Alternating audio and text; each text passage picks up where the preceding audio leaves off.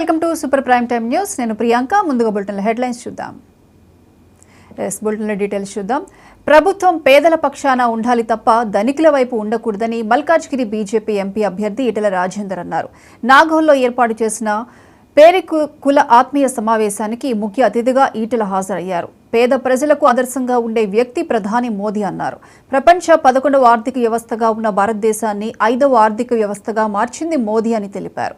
తనకు అధికారం ఉన్నా లేకున్నా పెరిక కుల సమస్యలపై పోరాడతానని చెప్పారు. పెరిక కులస్తులందరూ తనకు మద్దతుగా నిలిచి అత్యధిక మెజారిటీతో గెలిపించాలని ఈటెల కోరారు.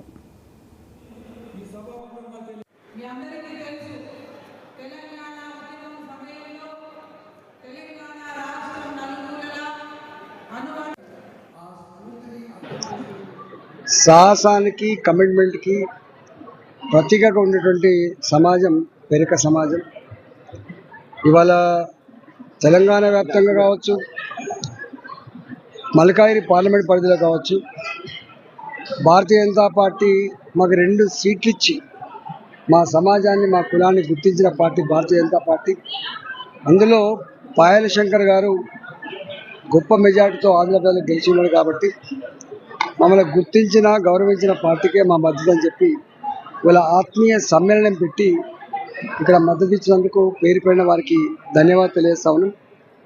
ఆ సమాజం, ఆ కులం మా మీద ఏ నమ్మకాన్ని, ఏ బాధ్యతను పెట్టిందో రాబోయే కాలంలో వాళ్ళకు పూర్తి స్థాయిలో అండగా ఉంటామని, సమస్యల పరిష్కారంలో మా వంతు పాత్ర పోషిస్తామని చెప్పి ఈ సందర్భంగా మనవి చేస్తూ తెలంగాణ వ్యాప్తంగా ఉన్నటువంటి పెరిక సమాజం భారతీయ జనతా పార్టీని ఆశీర్వదించమని చెప్పి వేడుకుంటున్నాం.